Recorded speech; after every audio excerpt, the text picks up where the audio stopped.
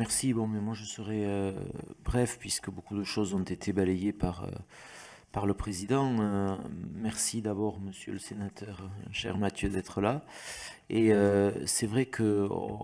le hasard fait que cette audition intervient au moment où le grand débat aussi commence à produire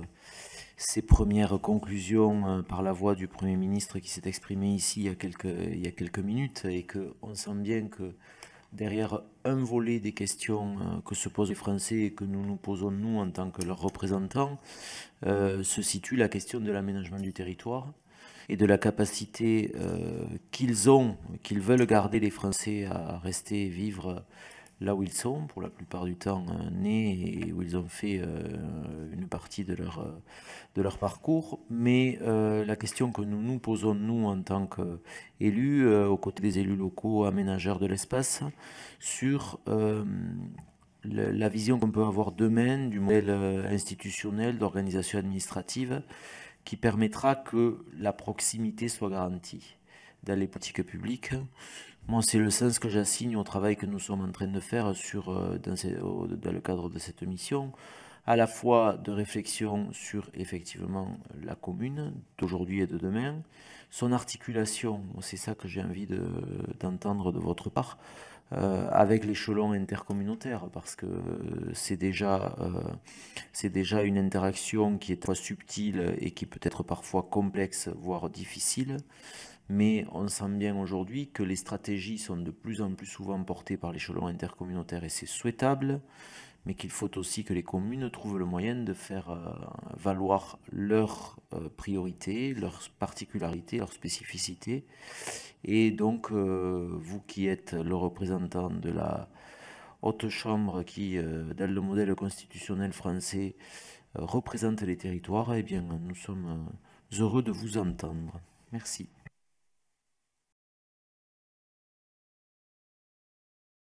Qu'une seule, parce que d'abord le document qui nous est remis est très clair et très explicite sur les différentes conclusions que vous tirez de votre travail, et ensuite je souscris très largement à l'analyse qui est faite de la situation et des préconisations, et je voudrais savoir, moi, à ce stade,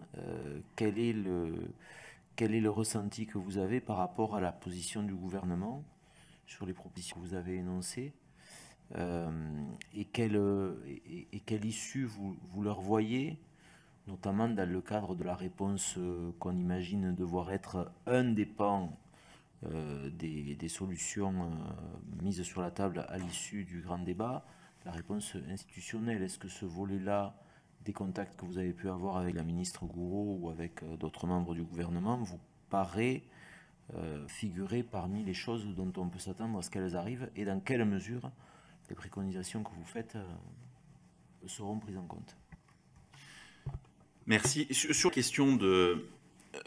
la redéfinition éventuelle des intercommunalités, il va sans dire qu'il faut que les choses se fassent dans un cadre qui soit préétabli. Encore une fois, et c'était la position que nous avions défendue lors du débat, puisque nous avons fait ces propositions dans le texte que j'évoquais au mois de juin dernier, il est évident que pour nous, on ne veut pas un retour en arrière. Et j'ai pris la précaution oratoire de vous dire tout à l'heure que dans une majorité de départements, il nous semblait que les choses avaient été faites de la meilleure des manières et qu'aujourd'hui, l'intercommunalité vivait sa vie, qu'elle avait trouvé son rythme de croisière, qu'elle avait su intégrer les compétences nécessaires. Pour autant, il y a des expériences qui sont des expériences douloureuses. Je crois qu'il est assez simple finalement de les objectiver. Et bien sûr, il faudra des règles, bien sûr qu'il faudra un cadre précis. Je pense que celui de la CDCI me paraît important. Mais moi, je crois très clairement, et quand je dis je crois, c'est une des conclusions de notre rapport, qu'il faut à un moment donné réinterroger les élus. C'est-à-dire que l'État, c'est très bien, il faut que l'État à un moment donné ait son mot à dire, c'est important puisque c'est l'articulation et l'architecture institutionnelle de demain, et l'intercommunalité, on voit bien, y prend toute sa place. Mais pour autant, on sent aussi que lorsque les élus ne sont plus acteurs, qu'ils ont le sentiment de se voir imposer des périmètres et qu'ils ne les considèrent ni pertinents, ni comme des territoires de projet, mais des territoires subis, ni comme finalement des lieux où on peut avoir une ressource suffisante pour faire avancer le territoire. Malheureusement, on arrive à des situations qui sont complexes, voire stériles dans certains endroits, et où il ne se passe plus ou pas grand-chose. Et ça, encore une fois, c'est pas le rapporteur qui vous le dit, c'est ce que nous ont dit les élus eux-mêmes, et c'était souvent des constats partagés. Il nous semble que la CDCI peut être ce lieu. Alors peut-être faut-il avoir une fenêtre commune, peut-être faut-il que le gouvernement indique, et là, je vais répondre tout de suite à une autre de vos questions, à horizon 2 ou 3 ans. Je suis très clair, parce que bien évidemment qu'il y a un temps à observer pour que les choses se fassent, que les compétences s'intègrent. Il nous semble toutefois compliqué que les choses se fassent dans de bonnes dispositions. Quant au démarrage de l'intercommunalité, il y a des blocages qui laissent à penser qu'on va prendre beaucoup plus de temps, qu'on va, j'allais dire, faire les choses en traînant un peu les pieds et en donnant le sentiment à un certain nombre d'élus locaux, des maires, que l'histoire ne s'écrit plus avec eux, mais parfois contre la volonté même des communes. Donc là, je crois qu'il faut, oui, avoir une indication en termes de temps, mais qui laisse clairement les intercommunalités se mettre en place et prendre tout ou partie des compétences qu'elles doivent nécessairement prendre. À partir de 2022, 2023, peut-être avoir une fenêtre qui soit offerte à chacun des départements, au-delà du droit commun, parce qu'aujourd'hui, vous allez pouvoir m'objecter que le droit commun permet à un territoire, avec des conditions quand même un peu complexes, hein, nous en conviendrons, de redéfinir un périmètre. Mais ça me paraît un petit peu complexe de dire que c'est une facilité qui est accordée aux intercommunalités si elles souhaitaient, ou si une partie du territoire intercommunal souhaitait se réorienter ou sortir. Et puis, il faut peut-être imposer des conditions pour que les choses se fassent à travers des blocs, avec des réadhésions directes à d'autres intercommunalités. L'idée, c'est pas de laisser des territoires dans des situations de jachère ou d'incertitude trop lourdes. Mais voilà, ça nous semble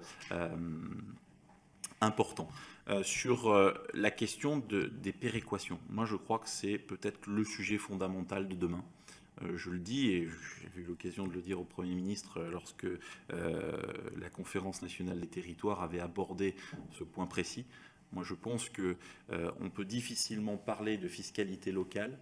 de refonte de la fiscalité locale, si on ne parle pas de la péréquation. Parce qu'il faut, à un moment donné, de la péréquation. Quand on est sur des territoires ruraux qui n'ont pas ou peu de ressources, il faut qu'il y ait une forme de péréquation. Et la solidarité, c'est la notion qui vient tout de suite après entre les territoires, je pense qu'elle n'est pas nécessairement le seul fait de l'intercommunalité. Moi, j'ai vu des territoires, j'en citais un par exemple la Haute-Marne, où on a mis en place des PETR, les pôles d'équilibre des territoires ruraux, qui permettent d'éviter d'avoir des ensembles intercommunaux trop grands, sans par exemple avoir de centralité avec des villes-centres qui tirent le territoire, qui ont des ressources ou qui ont des services, mais qui permettent de mutualiser certaines compétences dites entre guillemets stratégiques qu'il est de bon sens de mutualiser. Autre question que vous avez posée, la commune, la projection de la commune dans l'avenir, quelle fonction, quelles compétences pourrait-on lui donner ? Je n'ai pas de réponse toute faite, en tout cas je ne crois pas qu'il y ait, encore une fois, une catégorie de compétences ou un rôle particulier. Je crois que là on touche du doigt à un sujet qu'il va nous falloir explorer, encore une fois, qui tient de la différenciation territoriale, qui est du droit à l'expérimentation. Je pense que chaque territoire a des problématiques très spécifiques qui nous invitent à tendre vers ce droit à l'expérimentation. Et j'ai oublié dans mon propos tout à l'heure, ce n'est pas un sujet qui est dans le rapport, mais nous avons mené au niveau de la délégation aux collectivités territoriales une réflexion s'agissant de la mise en place des préfets simplificateurs. Moi, je crois clairement que ces préfets simplificateurs méritent d'avoir un avenir, parce qu'encore une fois, il est difficile d'imaginer qu'à chaque fois qu'on a, et vous parlez de la question des irritants, à nous interroger sur un sujet, il y a une réalité que nous avons vraiment perçue, c'est que ce qui est perçu comme une difficulté dans l'ouest de la France peut être perçu comme quelque chose qui fonctionne ou qui a vocation à fonctionner dans le quart sud-est ou selon, encore une fois, la problématique des territoires. Donc, il y a un moment donné, la loi elle ne pourra pas répondre à toutes les problématiques. Et il faut pouvoir, via ce droit à l'expérimentation, via la lecture d'un préfet, encore une fois de façon très encadrée, avec un cadre législatif qui permet de le faire, permettre au préfet de pouvoir déroger à la marge ou de prendre en compte des spécificités. Nous étions en Savoie il y a de cela quelques jours au sujet de la problématique des retenues collinaires, qui est consubstantielle par exemple du développement économique via le développement de l'économie blanche des stations. Aujourd'hui, problématique des retenues collinaires, elle ne se pose pas dans les mêmes dispositions ou dans les mêmes problématiques qu'elle ne peut se poser dans d'autres territoires de plaine. Ou voilà. Ça, c'est un exemple très précis sur lequel les préfets simplificateurs se sont positionnés, mais ça tient aussi des problématiques d'urbanisme qui sont assez importantes sur les territoires. Enfin, dernière question que me posait le vice-président. Oui, je crois qu'aujourd'hui, il y a des attentes fortes de la part des élus vis-à-vis de la sortie du grand débat national. Et je vais être très clair, beaucoup des sujets que nous avons mis sur la table au niveau du Sénat, et ça me permet aussi d'évoquer l'autre qui est celui de la commune nouvelle, puisque notre collègue Françoise Gatel a fait voter au Sénat une proposition de loi qui parle de la commune nouvelle, et notamment de cette idée très expérimentale de la communauté commune, qui permet de se dire qu'à un moment donné, quand on a une communauté de communes qui a intégré nombre de compétences et qui aspire finalement à se transformer en commune, elle n'est pas obligée d'adhérer notamment à un syndicat intercommunal, enfin un EPCI, pour peu qu'elle réponde aux exigences de la loi NOTRe en termes de seuil, en termes de compétences à intégrer. Voilà. Donc ça, oui, c'est une idée qui nous est parue intéressante, même si, pour l'instant, très honnêtement, on n'a pas rencontré un nombre de territoires ou de cas qui laissent à penser que demain, ça sera un modèle qui sera généralisé, mais qui est intéressant parce qu'il y avait une certaine maturité dans ceux des territoires. Je pense notamment dans l'Orne, je pense notamment dans plusieurs territoires de Normandie où les sujets nous ont été évoqués. Et par rapport aux conclusions du grand débat, je crois qu'on a essayé,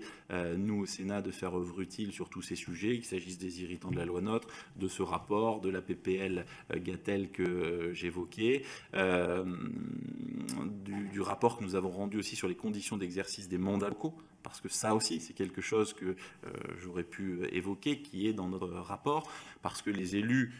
font le même constat que nous, que les temps changent, qu'être élu aujourd'hui, c'est pas la même forcément mission que celle qu'avaient les élus il y a 20 ou 30 ans,